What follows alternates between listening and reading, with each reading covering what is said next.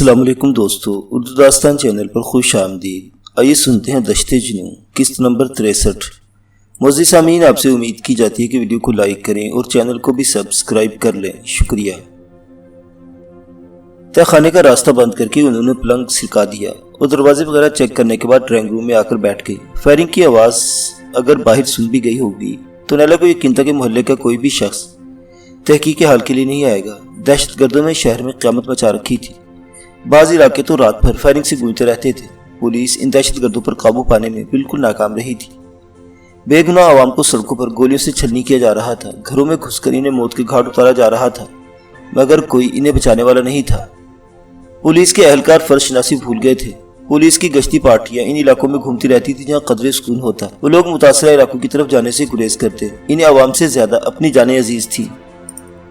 اول تو فائرنگ کی آواز تہ خانے میں دب گئی ہوگی، اور اگر کہیں سنی بھی گئی ہوگی تو کوئی شخص یہ معلوم کرنے نہیں آئے گا کہ فائرنگ کیوں ہوئی تھی۔ خوف کے مارے ہوئے لوگ ایسے موقعوں پر گھروں میں گھس کر دروازے اندر سے بند کر لیتے تھے۔ گلیوں اور سڑکوں پر سناٹا طاری ہو جاتا۔ وہ دونوں تقریباً آدھ گھنٹہ ڈرائنگ روم میں بیٹھی رہی، پھر نیلا اٹھ کر باہر آ گئی۔ گیٹ کے اندر کی طرف سے سرخ رنگ کی ایک شیراٹ کھڑی تھی۔ نیلا کار کے اوپر سے گھوم کر گیٹ کی طرف آ گئی۔ اس نے چھوٹا سا دروازہ کھول کر باہر جھانکا، گلی میں کوئی بھی نظر نہیں آیا۔ وہ دروازہ بند کر کے اندر آ گئی۔ اس مکان میں ڈرائنگ روم کے علاوہ 2 بیڈ روم اور ایک ٹی وی لاؤنج بھی تھا۔ دونوں بیڈ رومز میں پلنگ بچھے ہوئے تھے۔ پلاسٹک میٹ تمام کمروں میں بچھی ہوئی تھی، پلنگ بھی عام سے تھے۔ اس مکان میں کوئی بھی چیز ایسی نہیں تھی جسے قیمتی کہا جا سکتا ہو۔ لگتا تھا تمام چیزیں کسی کباڑی سے خریدی گئی ہوں۔ ٹی وی لاؤنج میں ایک میز پر ٹی وی سیٹ رکھا ہوا تھا، اس کے ساتھ ہی VCR بھی موجود تھا۔ فلموں کے 2 کیسٹ بھی میز پر پڑے ہوئے تھے۔ نیلا نے کیسٹ اٹھا کر دیکھے، وہ بھارتی فلمیں تھیں۔ وہ ایک بیڈ روم میں آ گئی۔ پلنگ کی قریبی دیوار پر کھونٹی لگی ہوئی تھی جس پر کپڑے ٹنگے ہوئے تھے۔ سلطانہ نے ایک کپڑا اتار کر جیبوں کی تلاشی لینے لگی، لیکن کسی جیب سے کچھ نہیں ملا۔ اس نے بستر پر پڑا ہوا میلا سا تکیہ اٹھا کر دیکھا، تکیے کے نیچے بھی کچھ نہیں تھا۔ اس نے میٹرس کے کونا اٹھا کر نیچے دیکھا، نیچے کچھ نہیں تھا۔ وہ میٹرس چھوڑنا ہی چاہتی تھی کہ چونک گئی۔ میٹرس کے نیچے کا کپڑا ایک جگہ سے پھٹا ہوا تھا اور ہلکے نیلے رنگ کا کوئی کاغذ جھلک دکھا رہا تھا۔ اس نے میٹرس پوری طرح اٹھا دی اور پھٹے ہوئے کپڑے میں ہاتھ ڈال کے ٹٹولنے لگی، اور جب ہار پاتے نکالا تو اس کے ہونٹوں پر مسکراہٹ تھی۔ وہ 1000 کے نوٹوں کے 2 بنڈل تھے۔ اس نے میٹرس کے مزید اندر تک ٹٹول کر دیکھا، مگر اور کچھ نہیں تھا۔ سلطانہ نے میٹرس چھوڑ دیا اور نوٹوں کے بنڈل اٹھا کر دوسرے کمرے میں آ گئی۔ یہاں نیلا تلاشی لینے میں مصروف تھی۔ میرا خیال ہے یہ رقم 2 لاکھ تو ہوگی، سلطانہ نے نوٹوں کے بنڈل دکھاتے ہوئے کہا۔ نیلا نے مڑ کر اس کی طرف دیکھا۔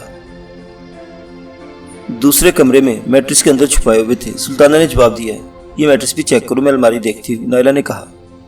لوہے کی الماری بھی پرانی تھی۔ نیلا نے الماری کے دونوں دروازے کھول دیے۔ ایک طرف ہینگروں پر کچھ کپڑے ٹنگے ہوئے تھے، ان میں شلوار قمیص والے سوٹ بھی تھے اور پینٹ شرٹس بھی۔ دوسرے تہہ خانے میں استری شدہ کپڑے طے کیے ہوئے تھے۔ وہ ہینگروں پر ٹنگے ہوئے کپڑوں کی تلاشی لینے لگی، مگر کچھ نہیں تھا۔ اس نے طے شدہ کپڑوں کے نیچے بھی ہاتھ ڈال کر دیکھا، کچھ نہیں ملا۔ الماری کا تجوری والا خانہ مقفل تھا۔ نیلا کوشش کے باوجود اسے کھول نہیں سکی۔ 1 منٹ، وہ سلطانہ کی طرف دیکھتے ہوئے بولی، میرے ساتھ آؤ۔ وہ دونوں تہہ خانے میں آ گئیں اور فرش پر پڑی ہوئی لاشوں کے لباس کی تلاشی لینے لگی۔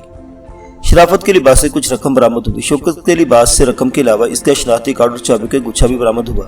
ستیش کے لباس سے بھی رقم اور شناختی کارڈ اور چابی کا گچھا برآمد ہوا۔ ستیش کا شناختی کارڈ سندھ کے ایک سرحدی قصبے سے جاری کیا گیا تھا۔ آؤ اوپر چلے، نیلا نے کہا۔ وہ دوبارہ اسی کمرے میں آ گئی۔ نیلا شوکت کی جیب سے برآمد ہونے والے چابیوں کے گچھے کو ایک چابی الماری کی تجوری والے تالے پر آزمانے لگی۔ بالآخر ایک چابی لگ گئی۔ کھٹ کی ہلکی سی آواز کے ساتھ تالا کھل گیا۔ اس نے ہینڈل گھما کر دروازہ کھول دیا اور اس کے ساتھ ہی اس کی آنکھوں میں چمک ابھری۔ تہ در تہ 100، 500 اور 1000 روپے والے نوٹوں کے بنڈل رکھے ہوئے تھے۔ اس کے ساتھ ایک ڈائری میں چھوٹی نوٹ بک بھی رکھی ہوئی تھی۔ اس خانے کے آخر میں پلاسٹک کا ایک تھیلا بھی پڑا ہوا تھا۔ نیلا نے وہ تھیلا باہر نکال کر دیکھا۔ تھیلا کھولتے اس کی آنکھوں میں چمک 2 چند ہو گئی۔ اس تھیلے میں طلائی زیورات بھرے ہوئے تھے۔ نیلا نے پیچھے ہٹ کر وہ تھیلا بستر پر الٹ دیا۔ جواہرات جگمگا اٹھے۔ یہ زیورات! سلطانہ زیورات دیکھ کر ہکلا گئی۔ ظاہر ہے کسی جوہری کی دکان سے لوٹے گئے ہوں گے۔ میرا اندازہ غلط نہیں تو ان کی مالیت 1 کروڑ سے کم نہیں ہوگی، نیلا نے کہا۔ زیادہ ہو سکتی ہے، کم نہیں، سلطانہ نے کہا۔ زیورات سمیٹ کر دوبارہ تھیلے میں ڈال دیے گئے۔ الماری کے سب سے نچلے خانے میں سمسون نائٹ کا برون رنگ کا ایک بریف کیس بھی پڑا ہوا تھا۔ نیلا نے بریف کیس نکال کر پلنگ پر رکھ دیا۔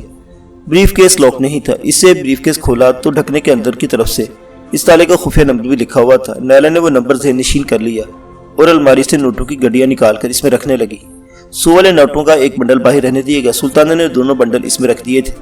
زیورات کا تھیلا بھی بریف کیس میں رکھ کر بریف کیس بند کر دیا گیا۔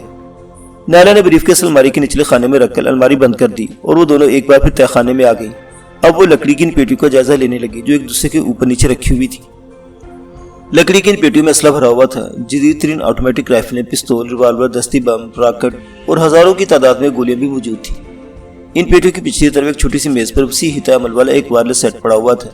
اس کے قریب ایک کاپی پڑی ہوئی تھی۔ نیلا نے کاپی اٹھا کر دیکھا، ایک صفحہ پر کچھ نمبر لکھے ہوئے تھے اور کاپی کے باقی صفحات خالی تھے۔ نیلا نے وہ کاپی اٹھا لی۔ کراچی میں دہشت گردوں کے کئی گروہ گھنونی سرگرمیوں میں مصروف تھے۔ ہر گروہ کا اپنا اپنا الگ ہیڈ کوارٹر تھا۔ وائرلیس کے ذریعے ان کا آپس میں رابطہ رہتا تھا اور وائرلیس کے ذریعے انہیں بھارتی آقاؤں سے بھی ہدایت ملتی تھی۔ یہ مکان اس گروہ کا ہیڈ کوارٹر تھا اور غالباً شوکت اس کا انچارج تھا اور ستیش غالباً اس کا ایجنٹ باس تھا۔ یہ اسے دہشت گردوں کو اسلحہ فراہم کیا جاتا تھا۔ وہ دونوں پھر اوپر آگئے۔ الماری والا کمرہ غالباً شوکت کا تھا، یہاں ایک موبائل ٹیلی فون بھی مل گیا تھا۔ اس وقت رات کے 11 بج گئے تھے۔ سلطانہ کو بھوک محسوس ہونے لگی۔ وہ باورچی خانے میں آ گئی۔ یہاں ایک چھوٹا فریج بھی رکھا ہوا تھا، اس میں پانی کی 2 بوتلیں، جوس کے ڈبے، کولڈ ڈرنکس کی بوتلیں بھری ہوئی تھی۔ یہ لوگ شاید پانی سے زیادہ جوس اور کولڈ ڈرنکس استعمال کرتے تھے۔ دروازے کے تہہ خانے میں 7-8 انڈے بھی رکھے ہوئے تھے۔ سلطانہ نے 4 انڈے نکال کر فریج بند کر دی۔ اس نے دودھ کا ملک پیک والا ڈبہ بھی نکال لیا تھا۔ کچن میں چائے کا سارا سامان موجود تھا۔ اسے پلاسٹک کے ایک ڈبے میں ڈبل روٹی کے چند سلائس بھی مل گئے جو غالباً صبح کے ناشتے سے بچے ہوئے تھے۔ اس نے انڈوں کا آملیٹ بنایا، سلائس گرم کیے اور پلیٹوں میں سجا کر ڈرائنگ روم میں لے آئی جہاں نیلا بیٹھی ہوئی تھی۔ لگتا ہے یہ لوگ گھر پر صرف صبح کا ہی ناشتہ کرتے تھے، کھانا کہیں باہر سے کھایا کرتے تھے۔ اس وقت کچن میں یہی کچھ ہے، کچھ آسرا ہو جائے گا، سلطانہ نے کہتے ہوئے دونوں پلیٹیں میز پر رکھ دیں اور دوبارہ کچن میں جا کر پانی کی ایک بوتل اور گلاس لے آئی۔ یہ بھی غنیمت ہے، نیلا نے کہا۔ وہ دونوں آملیٹ کے ساتھ ڈبل روٹی کے سلائس کھانے لگی۔ ان لاشوں کا کیا کرنا ہے؟ سلطانہ نے سوالیہ نگاہوں سے نیلا کی طرف دیکھا۔ پڑی رہنے دو تہہ خانے میں، صبح ان کے بارے میں سوچیں گے، نیلا نے جواب دیا۔ اگر رات کو کوئی یہاں آ گیا تو؟ سلطانہ بولی۔ دیکھا جائے گا، نیلا نے جواب دیا۔ ہمیں صرف آج کی رات یہاں گزارنی ہے، کل کوئی اور ٹھکانہ ڈھونڈ لیں گے۔ غزالہ کے یہاں نہ چلیں، وہ لوگ بھی پریشان ہو رہے ہوں گے۔ سسی نے تو رو رو کر اپنا برا حال کر لیا ہوگا، وہ تم سے بہت اٹیچ ہے۔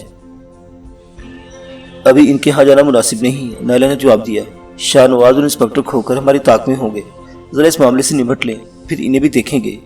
تو کل یہاں سے نکل کر جائیں گے کہاں؟ سلطانہ نے پوچھا۔ تمہارا عبدالقدوس تو ہے نا، نیلا نے مسکراتے ہوئے کہا۔ ایک آدھ دن اس کے ہاں ہی نکال لیں گے۔ بیچارہ عبدالقدوس، سلطانہ کے ہونٹوں پر بھی مسکراہٹ آ گئی۔ نہ جانے کیا سمجھ بیٹھا تھا۔ یہ رات اسے تم نے ہی دکھائی تھی، نیلا نے اسے گھورا۔ تم نے اچھے بڑے آدمی کو سکون برباد کر کے رکھ دیا ہے۔ میں یقین سے کہہ سکتی ہوں کہ نیند میں بھی تمہارے ہی خواب دیکھ رہا ہوگا۔ بیوقوف ہے لیکن ہے آدمی کام کا، سلطانہ نے جواب دیا۔ اسی وقت کہیں دور سے فائرنگ کی آواز سنائی دی۔ فائرنگ کی آواز کبھی تیز ہو جاتی اور کبھی خاموشی چھا جاتی۔ لگتا ہے دہشت گردوں کی کسی پارٹی پولیس میں ٹھن گئی ہے۔ اگر وہ دہشت گرد اس طرف آ گئے تو ان دہشت گردوں کا تعلق کسی دوسرے علاقے سے ہوگا، نیلا نے کہا۔ کیمپ میں تربیت کے دوران یہ بھی بتا دیا جاتا تھا کہ ایک علاقے کے دہشت گرد ہمیشہ دوسرے علاقے میں جا کر کارروائی کریں اور اگر پولیس کی گھیرے میں آ جائیں تو قریب ترین ٹھکانے میں پناہ لینے کی کوشش کریں۔ فائرنگ کرنے والے دہشت گرد یقیناً دوسرے علاقے کے ہوں گے، لیکن ممکن ہے ان میں سے کوئی پناہ لینے کے لیے اس طرف آ جائے۔ ہمیں بہرحال ہوشیار رہنا چاہیے۔ رائفل اور پستول کہاں ہے؟ دوسرے کمرے میں، سلطانہ نے جواب دیا۔ یہاں لے آؤ، لگتا ہے میں رات جا کر ہی گزارنی ہوگی، نیلا نے کہا۔ سلطانہ دوسرے کمرے سے رائفل اور پستول لے آئی۔ پستول نیلا نے اپنے سامنے رکھ لیا اور رائفل سلطانہ نے اپنے سامنے رکھ دی۔ فائرنگ کی آوازیں اب بھی آ رہی تھی۔ اب تو فائرنگ میں اور بھی شدت آ گئی تھی۔ ان کے لیے اندازہ لگانا مشکل تھا کہ یہ آواز بھی کس طرف سے آ رہی تھی۔ کبھی لگتا سامنے کسی جگہ فائرنگ ہو رہی ہے، کبھی مکان کی عقبی سمت، اور کبھی چاروں طرف سے گونجتے ہوئی سنائی دینے لگتی۔ تقریباً آدھے گھنٹے بعد فائرنگ بہت کم ہو گئی۔ اب اکا دکا فائر کی آوازیں سنائی دیتی تھیں، لیکن لگتا تھا کہ وہ لوگ اسی علاقے میں موجود ہیں۔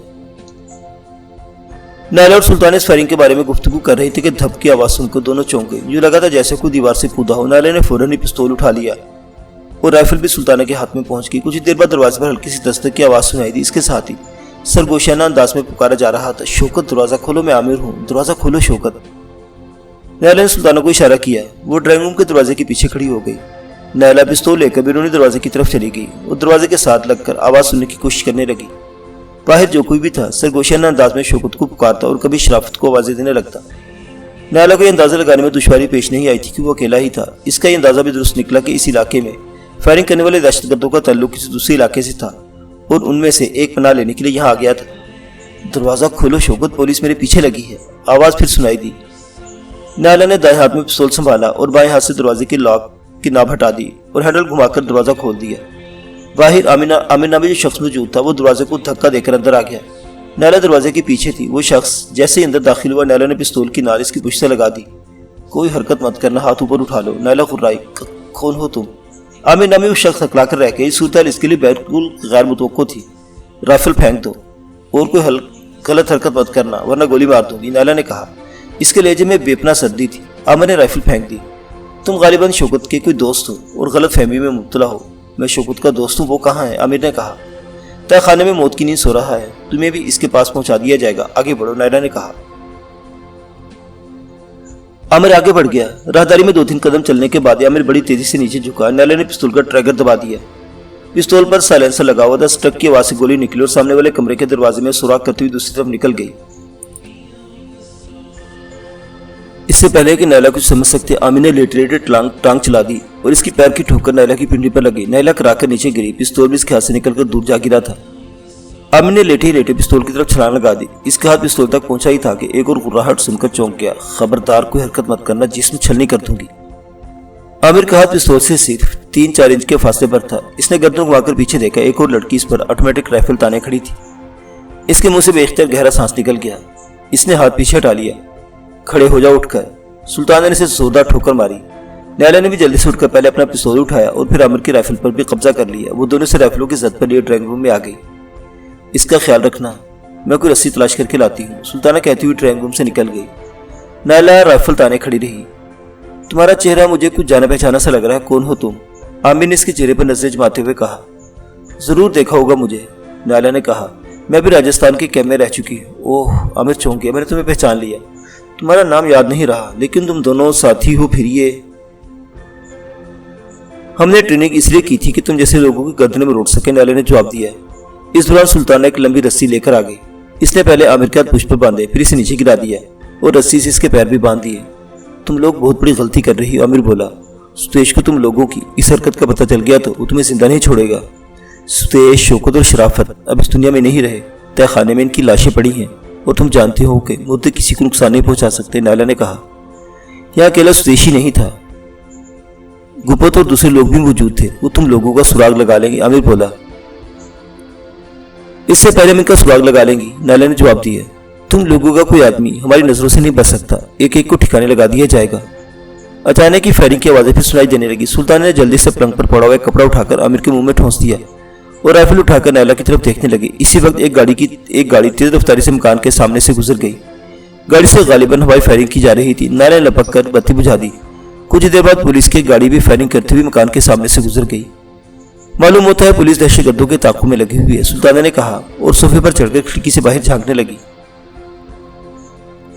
वो दोनों गाड़ियां गालिबन दूर निकल चुकी थी, लेकिन फायरिंग की आवाज अब भी सुनाई दे रही थी। सुल्ताना ने सोफे से उतरकर बत्ती जलाई और खिड़की के सामने पर्दे को पूरी तरह खींच दिया। फर्श पर पड़ा हुआ आमिर बेबसी से इनकी तरफ देख रहा था। तकरीबन आधा घंटा और गुजर गया। गली में एक बार फिर भागदौड़ की आवाजें सुनाई देने लगी। बातों की आवाजें भी इनकी समाज से टकरा रही थी और फिर इनके मकान का गेट जोर जोर से धड़धड़ाया जाने लगा। नायला और सुल्ताना ने मायनी खेज नजरों से एक दूसरे की तरफ देखा। तीसरी मरतबा दरवाजा धड़धड़ाए जाने के बाद नायला ने सोफे पर चढ़कर और खिड़की से झांकते हुए बोली, कौन है? कौन है बाहर? पुलिस, बाहर से कहा गया, दरवाजा खोलिए। 3 दहशतगर्द इन गलियों में कहीं पुश हो गए, हमें इनकी तलाशी लेनी है। यहाँ कोई नहीं आया भाई, हम दरवाजा नहीं खोल सकते, नायला ने कहा। हम चेक करना चाहते, हो सकता है कोई दहशतगर्द इस मकान में कूद गया हो। दरवाजा खोलिए, बाहर से कहा गया। घर में कोई मर्द नहीं है, हम दरवाजा नहीं खोल सकती। वैसे यहाँ कोई नहीं है, आप कहीं और तलाश कर लें, नायला ने कहा। सोफे से उतर गई। इस मरतबा बाहर से कुछ नहीं कहा गया। नायला सोच रही थी अगर पुलिस वाले जबरदस्ती घुसाए तो इन्हें नहीं रोक सकेंगी। ऐसी सूरत में उनके लिए मुश्किलात पैदा हो सकती थी। इसने आमिर की तरफ देखा। इसकी आंखों में खौफ की झलक थी। इत्मीनान रखो, नायला इसके करीब झुककर सरगोशी की। तुम्हें पुलिस के हवाले नहीं किया जाएगा। आज की रात तुम हमारे मेहमान रहोगे। दरवाजा दोबारा नहीं खटखटाया गया। पुलिस वाले आगे चले गए थे। तकरीबन 2 घंटों तक बाहर से आवाजें सुनाई देती रही, फिर खामोशी छा गई। आधा घंटा और गुजर गया। नायला और सुल्ताना सोफे पर बैठी ऊँग रही थी और फिर अजान की आवाज सुनकर वो दोनों चौंक गई। रात बीत गई थी, नया दिन शुरू हो रहा था। नायला ने आमिर की तरफ देखा, इसकी आंखें बंद थी। चाय बनाओगी सुल्ताना? नायला ने सुल्ताना की तरफ देखते हुए कहा। बनाती हूँ, सुल्ताना कहते हुए उठ गई। मुझे गुनूदगी आ रही है। सुल्ताना थोड़ी देर बाद चाय बनाकर ले आई। आमिर ने भी आंखें खोल दी। वो कुछ देर इनकी तरफ देखता फिर जोर जोर से सर झटकने लगा। वो कुछ कहना चाहता था मगर मुंह में कपड़ा ठुसा होने की वजह से इसके मुंह से आवाज नहीं निकल रही थी। आराम से पड़े रहो, नायला इसकी तरफ देखते हुए कहा। हमने तुम्हारे बारे में अपना प्रोग्राम बदल दिया है। कुछ ही देर बाद हम यहाँ से चली जाएंगी और फिर पुलिस आ जाएगी। यह पुलिस वालों की मर्जी पर मुनहसिर होगा। वो तुम्हें नाश्ता चाय डबल रोटी से करवाते हैं फिर चित्रों से। आमिर जोर जोर से सर हिलाने लगा। इस मर्तबा नायला ने इसकी तवज्जो नहीं दी। वो दोनों इत्मीनान से चाय पीती रही। सूरज निकला, धूप की किरणें खिड़की के शीशों पर चमक रही थी, मगर दबेज पर्दा होने की वजह से धूप अंदर नहीं आ रही थी। वो दोनों उठकर दरवाजे वाले दूसरे कमरे में आ गए। नायला ने पलंग पर पड़ा हुआ मोबाइल टेलीफोन उठाया और आईजी साहब का नंबर मिलाने लगे। हेडक्वार्टर के ऑपरेटर ने फौरन कॉल रिसीव कर ली थी। नायला को मालूम था कि इतनी सुबह आईजी साहब दफ्तर में नहीं होंगे। वो ऑपरेटर का घर या मोबाइल फोन नंबर लेना चाहती थी। आईजी साहब के घर का या मोबाइल नंबर मालूम करना चाहती हूँ, नायला ने कहा। आप कौन है बीबी और नंबर क्यों मालूम करना चाहती हैं? ऑपरेटर ने पूछा। मेरा नाम नायला है और ओह नायला बीबी। ऑपरेटर इसकी बात पूरी होने से पहले बोल पड़ा। आप कहाँ है नायला बीबी? 2-3 दिन से पुलिस का पूरा महकमा आपकी और सुल्ताना बीबी की तलाश में है। आप जिनके यहाँ रह रही थी वो भी बेहद परेशान है। मैं और सुल्ताना बिल्कुल खैरियत से हैं, नायला ने जवाब दिया। इस रोज हमें तारिक रोड से असले के जोर पर अगवा कर लिया गया था, लेकिन हम इनके चंगुल से निकल गए और अब महफूज है। आईजी साहब को मोबाइल या घर का नंबर दे दीजिए, एक अहम इत्तला देनी है, नोट कर लीजिए। ऑपरेटर नंबर दोहराने लगा। नायला ने लाइन काटकर आईजी साहब के घर का नंबर मिलाया। थोड़ी देर बाद कॉल रिसीव कर ली गई। कॉल किसी खातून ने रिसीव की थी, लेकिन जब नायला अपना नाम बताया तो आईजी साहब लाइन पर आ गए। वो भी इसके बारे में अपनी परेशानी का इजहार करते रहे। आप मेरी फिक्र मत कीजिए सर, नायला ने कहा। मुझे मौका नहीं मिल सका था कि मैं आपको या किसी और को इत्तला दे सकूं। बहरहाल एक अहम इत्तला है। नायला चंद लम्हे खामोश रही, फिर शौकत और सुदेश वगैरह के बारे में बताने लगी। आखिर में वो कह रही थी, हमने एक दहशतगर्द को जिंदा भी पकड़ा है और इसे बांधकर इसी मकान में डाल दिया। इससे बहुत सी मालूमात हासिल हो सकती है। तहखाने में 3 लाशें और असला की कई पेटियां मौजूद है। डीआईजी साहिब इसी इलाके में मौजूद है। आईजी साहब ने कहा। रात के आखिरी पहर दहशतगर्दों ने डीएसपी और एक सब इंस्पेक्टर समेत 5 पुलिस एहलकारों को हलाक कर दिया है। मैं अभी डीआईजी साहब को इत्तला दे रहा हूँ, वो ज्यादा से ज्यादा 15-20 मिनट में पहुंच जाएंगे। हमने जिस दहशतगर्द को जिंदा पकड़ा इसका ताल्लुक गालिबन दहशतगर्दों के उस गिरोह से है जिसने गुज़श्ता रात की कार्रवाई की थी। इससे दूसरों के बारे में भी मालूम हो सकता है। हम यहाँ मौजूद नहीं होंगे, लेकिन मकान का दरवाजा खुला हुआ मिलेगा। मैं दोबारा आपसे राब्ता करूंगी। खुदा हाफिज। नायला ने फोन बंद कर दिया। इसने अलमारी में से ब्रीफकेस निकाला, दोनों पिस्तौल भी ब्रीफकेस में रख दिए, फोन ऑफ करके एक कपड़े में लपेट लिया और ब्रीफकेस सुल्ताना की तरफ बढ़ा दिया। अब निकल चलो यहाँ से, थोड़ी देर में पुलिस यहाँ पहुंचने वाली है, नायला ने कहा। वो दोनों दूसरे कमरे में आ गई। पलंग हटाकर तहखाने का रास्ता खोल दिया और ड्राइंग रूम में आ गई। आमिर इन्हें देखकर एक बार फिर जोर जोर से सर हिलाने लगा। खुदा हाफिज मिस्टर दहशतगर्द, नायला इसकी तरफ देखते हुए कहा। थोड़ी देर में पुलिस यहाँ पहुंचने वाली है। अगर तुम इनसे ताउन करोगे तो शायद बच जाओगे, वरना डीएसपी दूसरे पुलिस वालों के कत्ल का हिसाब वो तुमसे लेंगे। इसने मुड़कर सुल्ताना को इशारा किया और दूसरे दोनों कमरे से निकल गई। गेट का छोटा दरवाजा खोलकर नायला ने इधर उधर देखा। गली में सन्नाटा था। वो दोनों बाहर आ गई। नायला ने दरवाजा बंद करके बाहर से कुंडा लगा दिया और वो दोनों तेज तेज कदम उठाती हुई गली में चलने लगी। कई गलियां घूमने के बाद वो पार्क के सामने निकल आई। यह आते ही एक पीली टैक्सी मिल गई। वो टैक्सी में बैठ रही थी कि पुलिस की एक जीप और 3 मोबाइल वैन्स अगले मोड़ से इस तरफ मुड़ी और तेज रफ्तारी से इनके करीब से गुजर गई। कहाँ जाना है बीबी? ड्राइवर ने पूछा। वो पढ़ा लिखा आदमी लगता था। वापस मोड़ लो, मैं कोई चीज घर में भूल आई हूँ, नायला ने कहा। ड्राइवर ने टैक्सी घुमा ली। नाले से रास्ता बताती रही। एक तवील चक्कर काटने के बाद वो शौकत के मकान वाली गली में आ गई।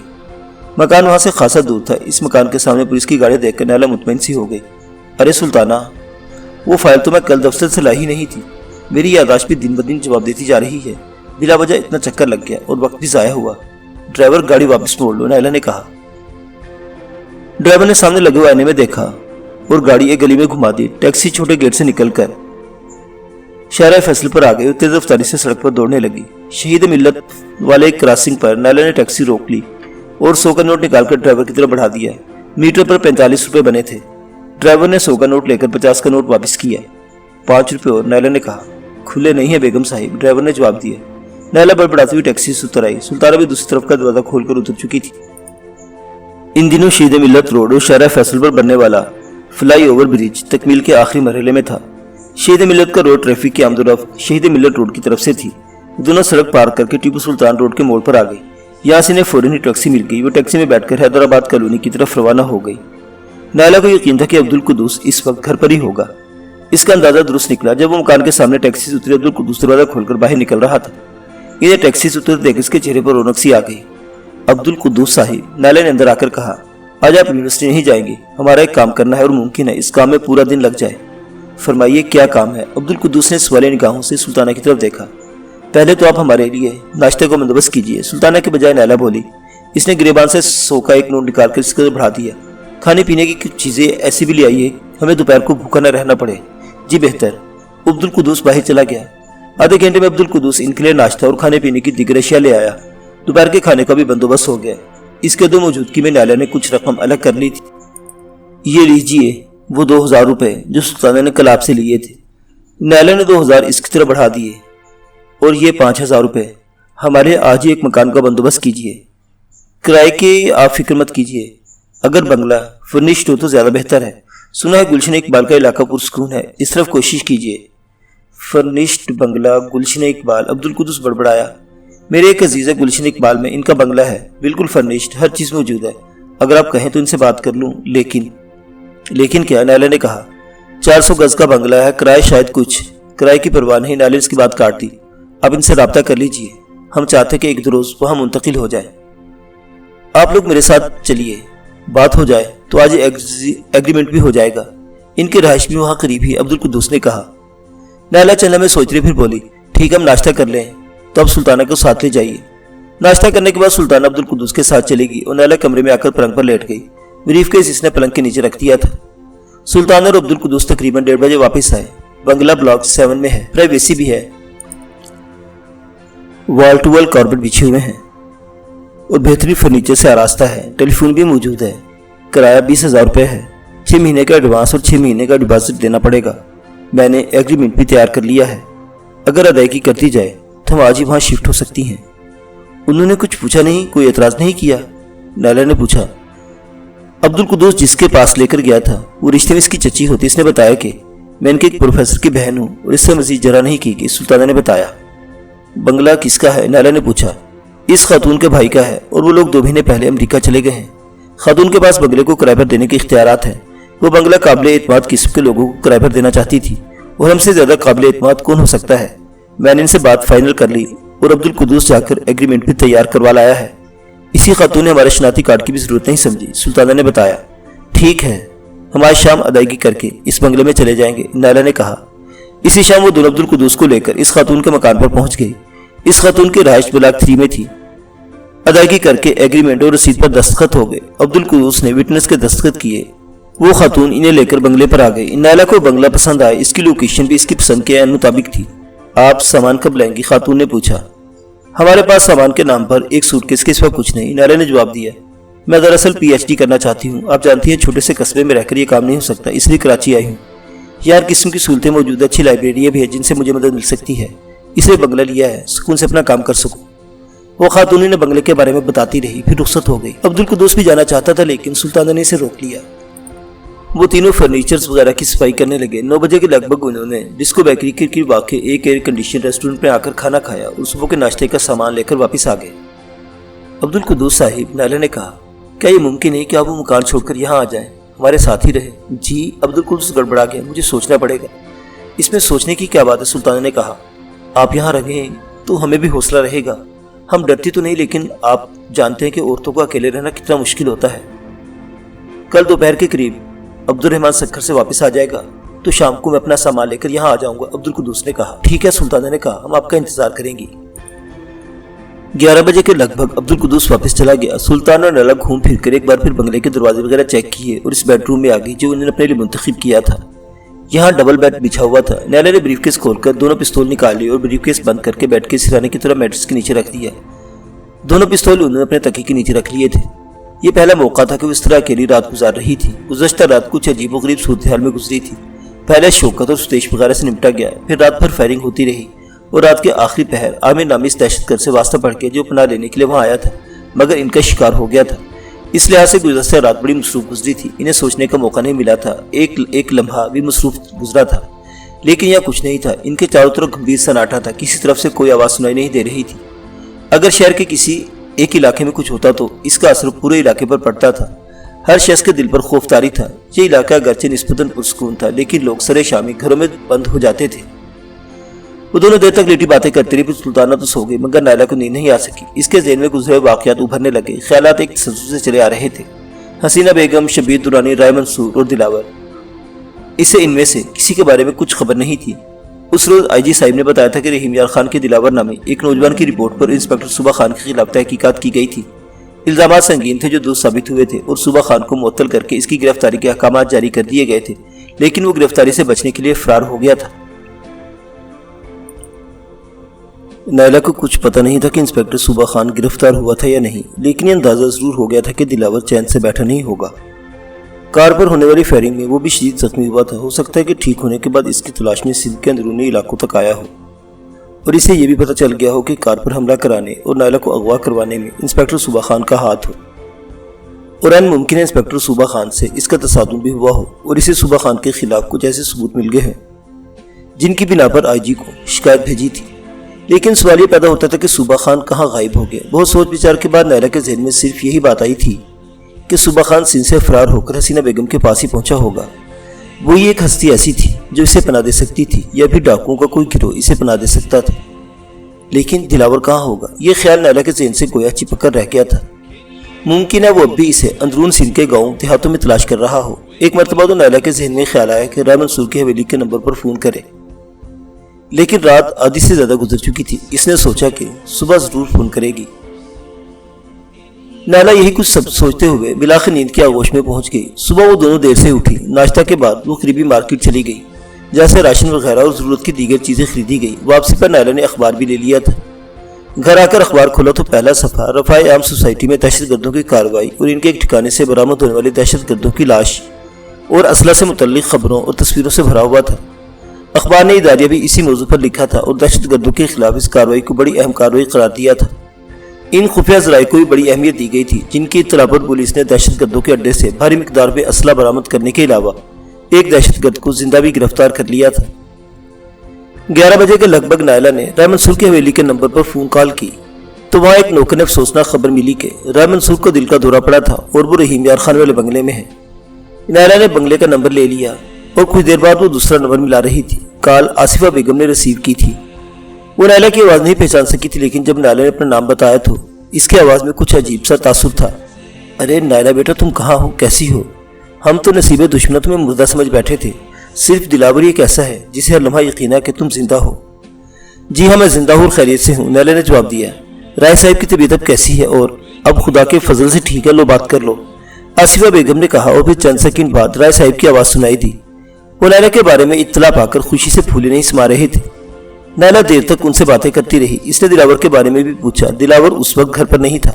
رائے صاحب نے تفصیل سے اس کے بارے میں بتا دیا کہ وہ ایک لمحہ کو بھی اسے نہیں بھولا۔ اور حسینہ بیگم کا کیا حال ہے؟ نائلہ نے پوچھا۔ ان کی سازشیں بدستور جاری ہیں، رائے منصور نے بتایا۔ چند روز پہلے گلمرگ میں تمہاری زمین پر واقع کنویں سے انسپکٹر صوبہ خان کی لاش ملی تھی۔ اسے گولی مار کر لاش کنویں میں پھینک دی گئی تھی۔ حسینہ بیگم نے دلاور کو پھانسنے کی پوری کوشش کی تھی، لیکن کامیاب نہیں ہو سکی۔ شبیر درانی کا ایکسیڈنٹ ہو گیا تھا، وہ کئی روز ہسپتال میں رہا۔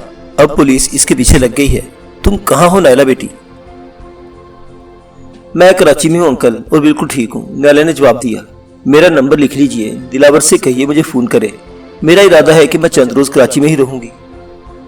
نائلہ کچھ دیر تک اور بھی باتیں کرتی رہی، پھر فون بند کر دیا۔ عبدالقدوس شام سے پہلے آ گیا تھا۔ وہ دونوں اس کے ساتھ سیوک سینٹر کے قریب ایک شاپنگ سینٹر چلی گئی۔ وہاں سے اپنے لیے کچھ ملبوسات خریدے اور واپس آ گئی۔ عبدالقدوس کو ایک بیڈ روم دے دیا گیا۔ کھانے کے بعد وہ تینوں دیر تک باتیں کرتے رہے، پھر عبدالقدوس اپنے کمرے میں چلا گیا۔ رات آدھی سے زیادہ گزر چکی تھی۔ سلطانہ سو چکی تھی، مگر نائلہ جاگ رہی تھی۔ وہ اس وقت دلاور کے بارے میں سوچ رہی تھی۔ دفتن دھپ دھپ کی آوازیں سن کر وہ چونک گئی۔ یوں لگا جیسے یکے بعد دیگرے دو آدمی دیوار سے کودے ہوں۔ نائلہ خاموشی سے بستر سے اٹھ گئی۔ اس نے تکی کے نیچے سے اپنا پستول نکالی اور کھڑکی کے قریب آ کر پردے کا کونا ذرا سا ہٹا کر باہر جھانکنے لگی۔ دائیں طرف دو انسانی حولے دیوار کے ساتھ ساتھ آہستہ ایک طرف سرک رہے تھے۔